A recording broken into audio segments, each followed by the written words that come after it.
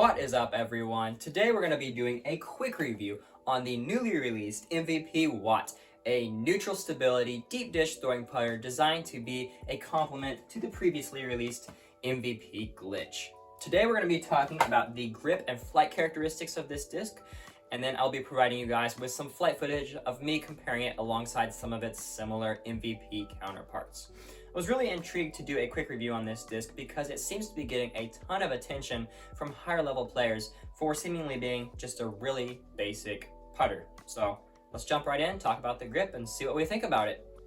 So as far as the grip goes on this, there is not much that I can tell right off the bat that would make this stand out from other putters. There is one big thing that I'll get to in a second, but it has a very rounded, blunt rim there, kind of similar to a Luna, and I like that. It feels really comfortable, gives me a firm grip in the hand.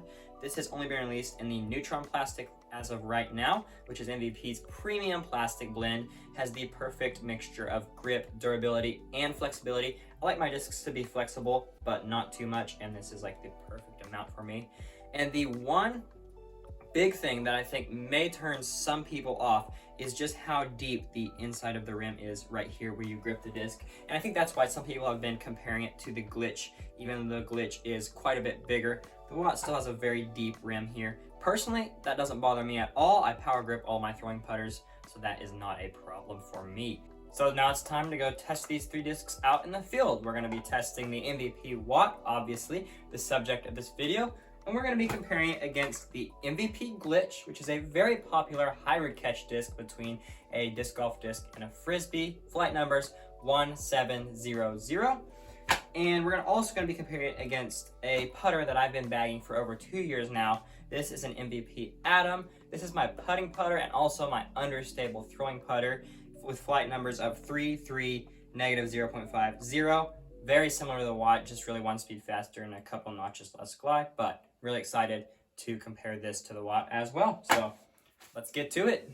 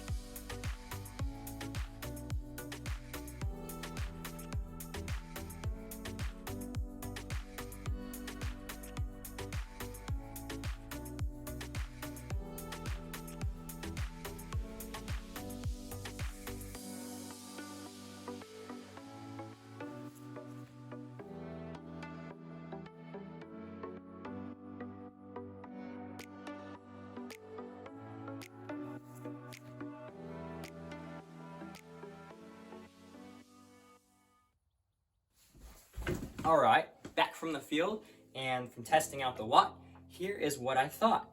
I really liked this disc. I liked it a lot. It seemed to be excellent at holding all of the angles that I was putting it on, so long as I did not overpower the disc. At around 60-70% power, when thrown flat, this was giving me a consistent, dead straight flight when thrown on hyzer about 60-70% power, it was popping up to flat and then giving me a nice gentle hyzer finish at the end of the flight. And on anhyzer, it was turning over quite a bit, but not to the point where it cut rolled, which is super helpful. I also want to point out that this disc has tons of glide when compared to a normal putter, which is really good for those low ceiling approaches. However, it was extremely fun to watch the differences in glide between these three discs because it was very noticeable that the glitch was consistently outgliding the other two. Now, however, when we compare the glitch and the watt, I do think I would prefer throwing the watt in tournament play because while the glitch is really fun to throw in my opinion, just to flick the wrist and watch it sail, the watt seems to be a lot more trustworthy in just getting the disc out of my hand clean when compared to the glitch in my personal opinion.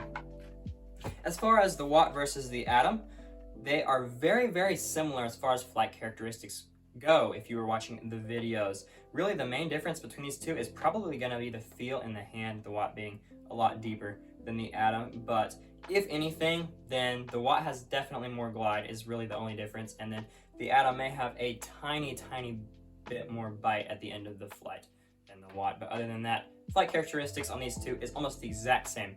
If you've got an atom and you're looking at picking up a watt, they're going to fly almost the exact same. This is just going to have a different hand feel for you.